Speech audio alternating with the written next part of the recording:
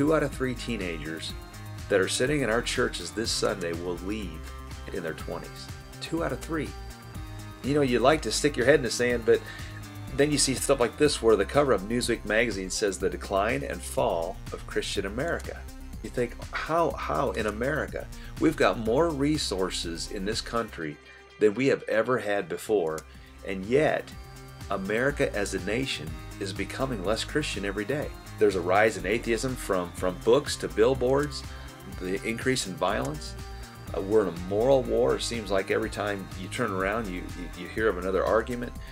And really the bottom line is, as a nation, America has gotten away from God's Word as our authority, as what we live by. There's a crisis of faith in God's Word.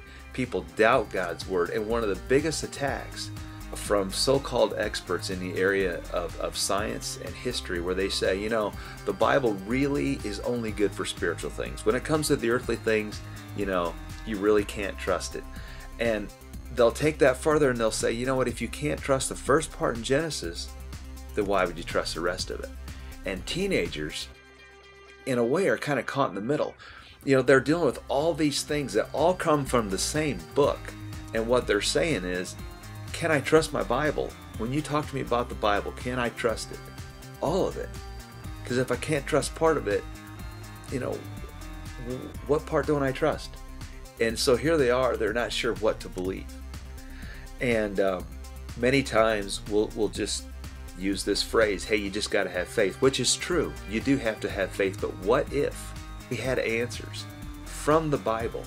Could we possibly change how people look at God's Word? I mean, what exactly is a day? Can you tell from looking at what Genesis talks about? Can you tell what a day means? What about a loving God and death? I mean, is that part of God's original creation? And then you got Noah's flood. I mean, is this a fable? Is this just a story? Or is this real history? How big was that boat? Could you really get all the animals in the ark? Was this something that really happened in real history? You know, we know it rained for 40 days and 40 nights. But in that same verse, do we know that it talks about the fountains of the deep burst forth? And what would that have done to the earth's surface? You know, supernatural events from God like this, do we factor them in our science? Would it change how we looked at things? Because if we don't factor in the supernatural things, then what as Christians are we going to do about a virgin birth or the resurrection? And see, the way that we answer these questions, they're not side issues. The way that we answer these questions, it changes everything. And so the battle is on. It's God's Word versus man's word. And what we've got to do is equip ourselves as a church. And we can change this trend of 2 out of 3 leaving. Over the next 3 weeks, come and learn, you know, what can we do about this? Because the answers, if we stick with God's Word, the answers are there.